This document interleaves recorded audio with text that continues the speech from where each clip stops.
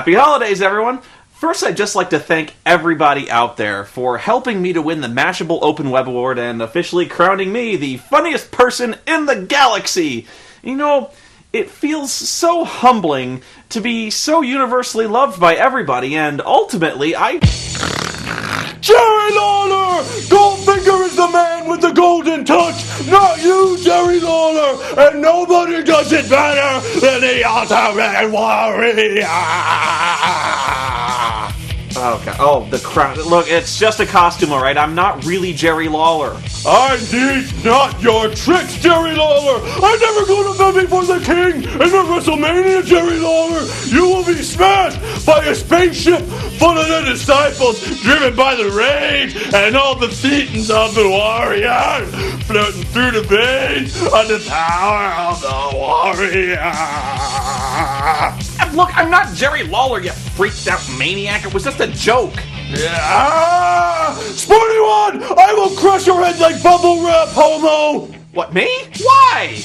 I saw spooning with Spoony! Queering don't make the world work! That was just a video, dude! Hey, what about you? I mean, you raped Santa, right? Remember that in the Warrior Christmas special? Every boy is naturally curious at that age and knows it to himself to discover his own sexuality. And besides, it wasn't all the way gay because I pulled out early and dumped my man chowder all over his chest. And besides, that wasn't Santa Claus. That was Hulk Hogan. Hulk Hogan? Hulk Hogan, disguised as Santa Claus. Do not be fooled, children. Christmas was saved by the Ultimate Warrior when I funked Hulk Hogan with my South Pole. What in the hell are you talking about? I discovered the secret identity of Santa Claus. Hulk Hogan. It's all in this movie. Destrucity Telephone. What? Dude. Thanks? So yeah, I was pretty stunned to see the infamous Santa rape scene in the Warrior Christmas special, but that would not be the first or the last time that Santa took it full in the ass from the pro wrestling industry. Yes, I'm talking about the Hulk Hogan Christmas movie, Santa with Muscles, an endless parade of shame that makes Jingle All the Way look like a miracle on 34th Street in comparison. Hell, Hogan's not even in Schwarzenegger's league. This movie doesn't even hold up to Santa Claus Conquers the Martians. Now, I did a little looking on IMDb and found there's a little bit of controversy surrounding this one. Apparently, they changed the original author's draft so much that he sued to have his name removed from the credits. Now, that's a good one. Sir, you have profaned my work! This is not the Santa with muscles I was proud to call my own! The movie opens as Hulk Hogan stealthily approaches a mansion. Yeah, good thing he's wearing some desert camo to blend in with that hedgerow. He sneaks up on a henchman who apparently needs a machete to do some light gardening.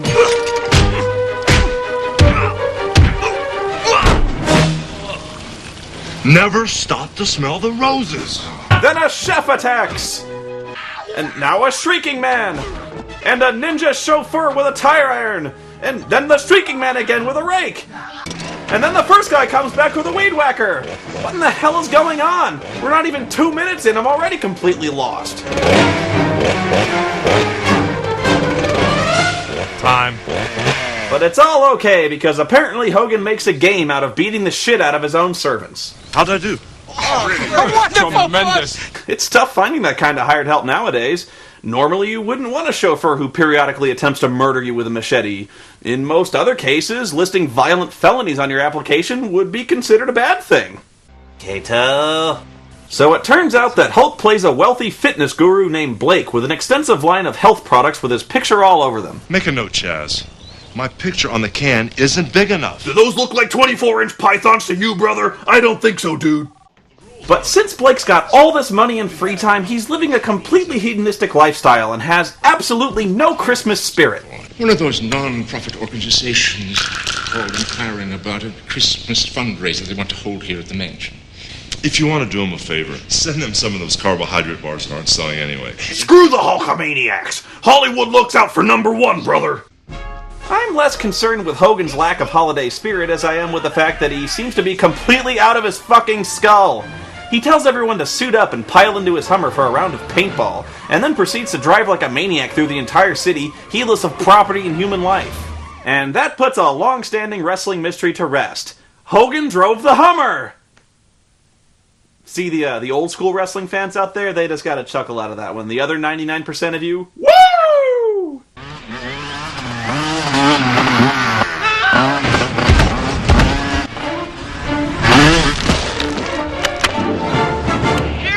Dispatch! We got men with guns out here on 43. It must be militia or terrorists! Send everything you got! I'm rolling! It's Al-Qaeda! Or aliens! Or car-driving mole people! Call the National Guard! Call everyone! The Mayans warned us this would happen! Clint Howard? Clint, dude, I wouldn't ordinarily say this, but this is beneath you! So Hogan provokes a high-speed chase with the police and is so utterly unshaken with the prospect of several felony charges, he actually starts shooting at them. Rule number 21. When in doubt, get out. Later. Good luck stopping the car, brother! I'll see you in hell!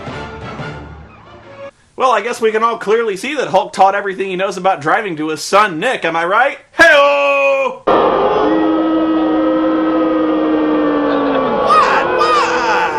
Hulk ducks into a nearby mall to hide from the cops and disguises himself in a mall Santa costume he finds in a service corridor. The disguise actually holds up until he runs into a kid that's wandering around the employees-only area for some reason, and it doesn't take long to blow his cover, especially when he shoulder checks the kid's dad into a wall. Fax me, you little brat. So Hogan's acting like a guy who can't act to save his life. Well done. I'm not gonna let this guy get away with Santa fraud. Hogan hides in a garbage chute, but gets clunked in the head when someone upstairs dumps a fiberglass Santa down, causing Hogan to fall and knocking him unconscious.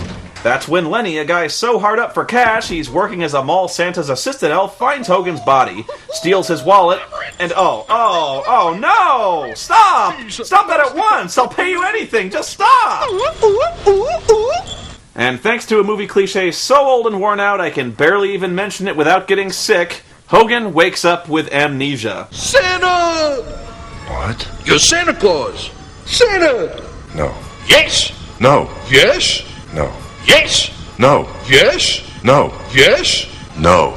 Lenny tells him he's Santa Claus because his boss promised him $50 if he could find where the original Drunken Mall Santa went to. Santa? Are you sure? The Santa? What? So he never once takes a look at his hair underneath the hat or thinks to pull on the incredibly fake beard. Man, you'd think even an amnesiac would have a few more questions than this, or at least ask to be taken to a hospital for a severe head trauma. Anyway, Lenny drags him back to the village to pose as Santa while he goes to an ATM to pillage Blake's debit card. Sadly, he forgets that in this insane world, all the ATMs have thumbprint scanners instead of, PIN numbers. The user's thumbprint does not match Mr. Blake Thorne. Meanwhile, a couple of ne'er-do-wells on the same intellectual level as Bulk and Skull decide to steal a jar of donation money for the local orphanage by acting as stupidly suspiciously as humanly possible.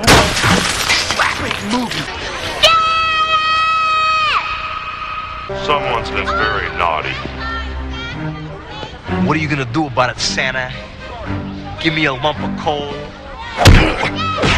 And yeah, as you might expect, these guys don't put up much of a fight, because it doesn't really matter if you twirl something in a badass fashion like Ray Park if you happen to be wielding fucking styrofoam. My favorite part of this scene is that someone from the crowd actually yells, "Watch out, he's got a candy cane!" Watch out, he's got a candy cane! Once he finishes body slamming the thugs, his Santa reflex kicks in and he feels himself mysteriously drawn to the orphanage, which is currently besieged by, I'm not kidding, a gang of evil mad scientists led by the germophobic Ebner Frost, played by Ed Begley Jr. from, everything, really. In fact, it's like they made this movie using nothing but a bunch of TV actors that you almost remember from that one show you might have seen that one time. Like this guy from, and that one chick who might have been in Revenge of the Nerds 4, and, that kid from Picket Fences. Remember that? And I'll tell you the truth, the only people I really recognize are Bob and Jackie from that 70s show. But anyway, Frost wants to terrorize the residents of the orphanage so that they'll leave, and his rule of Lakeville will be absolute, for some reason. But since he's afraid of the outdoors, he dispatches his crack team of attack scientists who drive around in an ice cream truck. They're led by a very familiar-looking dude named Dr. Blight. Hi, I'm Dr. Blight, Mr. Frost's personal physician. Ah, yes, Dr. Blight, actually a distant cousin of the Insano family that we don't talk about very much for obvious reasons. Oh, we just dropped by to see how your relocation plans are going. Please, don't hesitate to call me.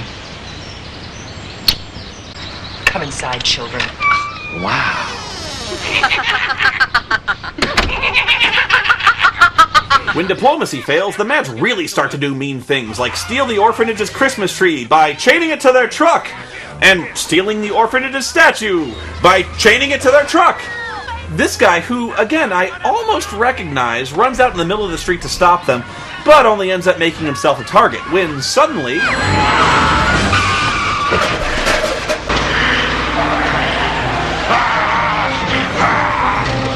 Okay, so apparently Hogan is strong enough to stop an ice cream truck going 60 miles an hour with his bare hands. Come on, even John Cena's not booked to look that strong. Usually. Merry Christmas, Santa! Thanks for letting go of the chain so we can get away. The overjoyed people at the orphanage invite Hulk and Lenny over to dinner to thank them, and even let them stay overnight. But what's weird is that everyone, including the adults, seem to instantly believe his claim that he's Santa. Leslie, can we keep him, please? It's jerk chicken night! He's not fucking Santa! Billy Bob Thornton looked more like Santa than this guy. You can still see the strap holding his beard on.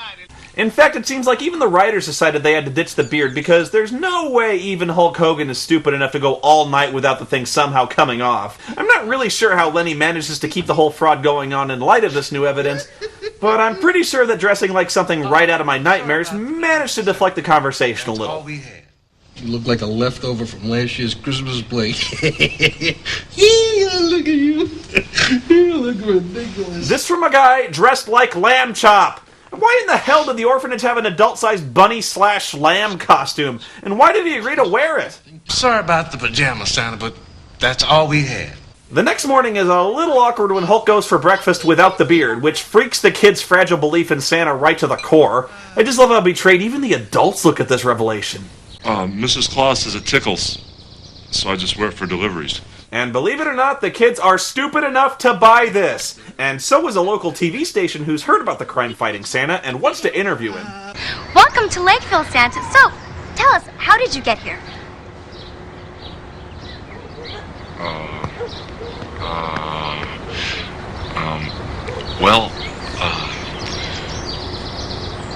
Rooster.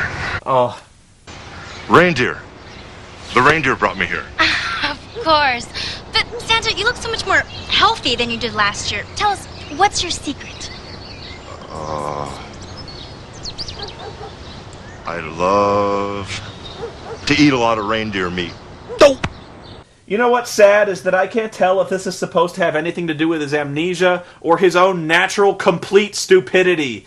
How can you not know anything about Santa? This goes beyond amnesia. He can't even remember basic facts anymore.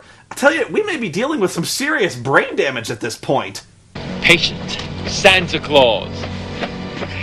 Complaint? Blurry vision.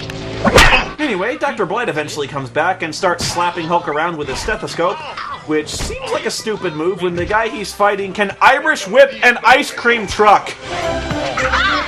Get plenty of better. Yeah, that went about as expected. Did I miss something? Is there a reason these people haven't called the police to, deal with the creepy supervillains assaulting the orphanage every hour?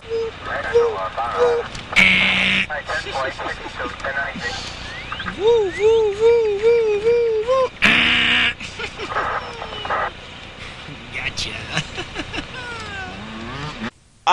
Yeah, sorry. These repeated attacks do raise the question, however, of why the hell Ebner Frost wants to take over the orphanage anyway. So what's under the orphanage? Water and power lines. Telephone cables? Sure. Rats. Big, ugly rats. Oh, the old catacombs underneath the church. And there's a big vault door down there. Oh, sure. So the extensive catacombs with the mysterious locked vault doors were 6th on your list of things beneath the orphanage. Yeah, I can't believe we forgot those. And it turns out when they open the vault doors, it reveals a cavern covered in mysterious glowing crystals. It's warm. Ooh, I bet they're radioactive. And when you drop them, they explode. They're quartz crystals with natural electricity in them. Vibrations make them put out power. They must be worth millions. But the ever-resilient Dr. Blight attacks again, so he and Hulk battle all the way to the top of the orphanage bell tower. Dude. Seriously, man. Afraid of heights, Santa? You are attacking the man with styrofoam!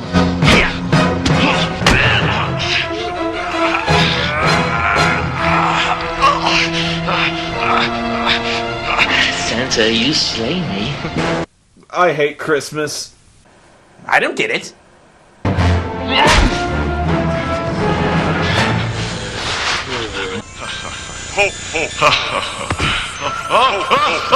Wait, huh?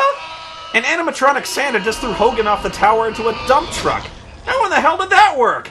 How was a robotic Santa bought at a Spencer's Gifts able to lift and throw a 280-pound fucking Hulkster? With Hogan Claws out of the picture, the Mads invasion begins, and even Mr. Frost decides to handle this moment of victory personally. But since he's afraid of germs, his henchmen have to make a few sanitary precautions that somewhat undermine his dramatic entrance a bit.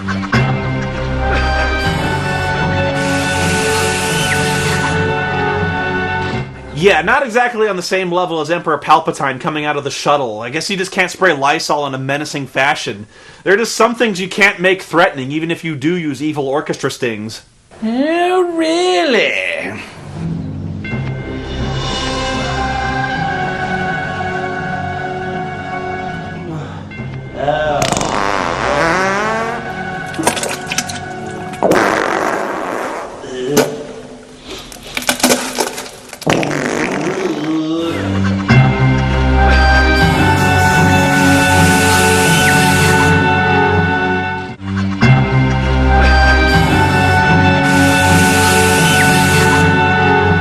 Frost tries to get into the vault, but the kids won't tell him the combination to the door. You can't open it, can't you? Oh, yeah.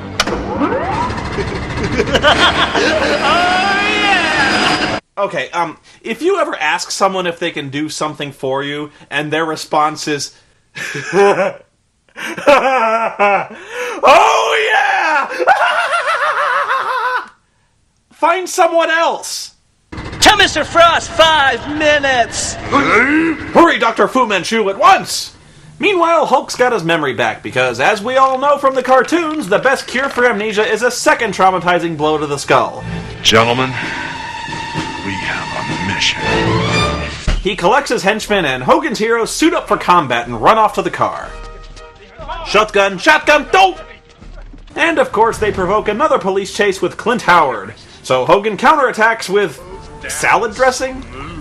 Wow, they got a lot of juice out of those 2 little bottles. I'm bad! I'm a heartbreaker!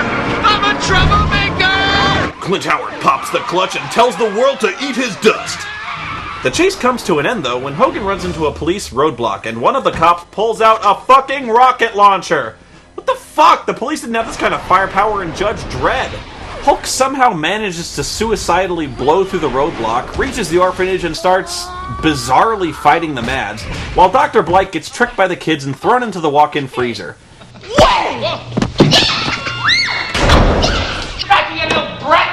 Now that the hostages are all rescued, the groundskeeper Clayton explains that Blake's forgotten that he also grew up in the orphanage, and that his best childhood friend was Mr. Frost.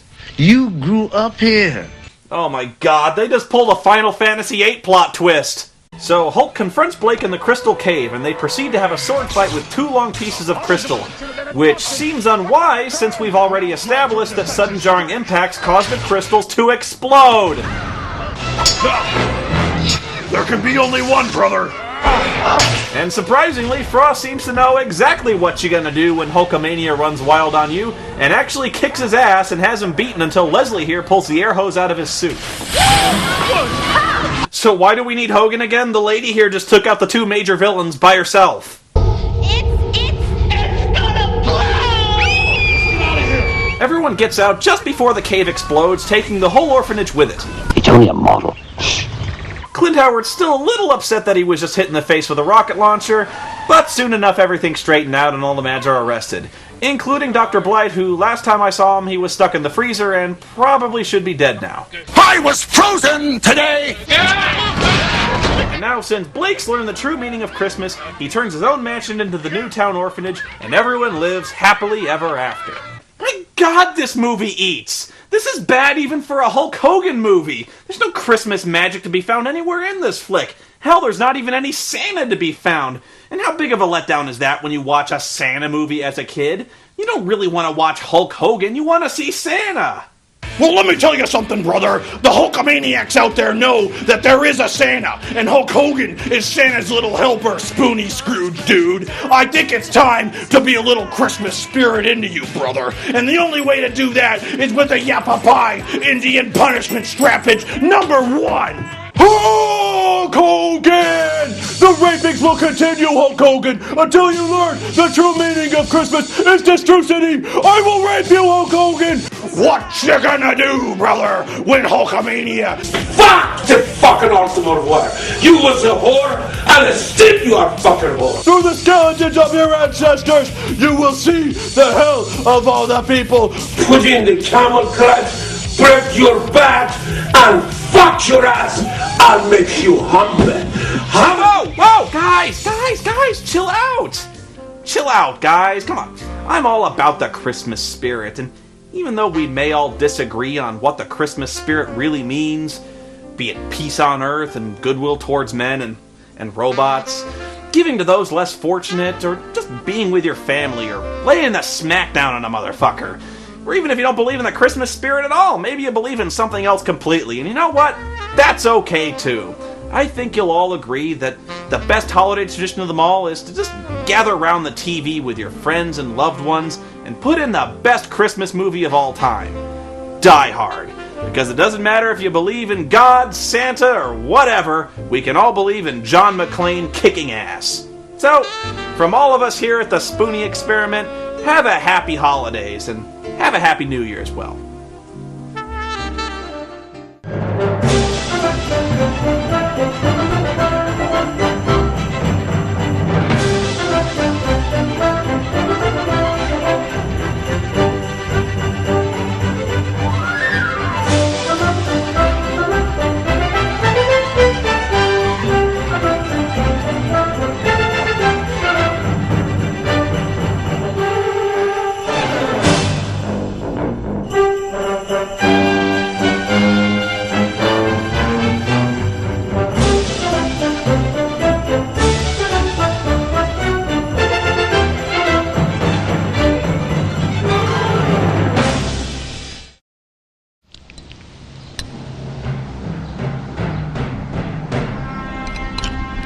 Lenny to the United Banking System's Print Secure Teller. For $100 gazillion, please place your stolen thumbprint on the scanner.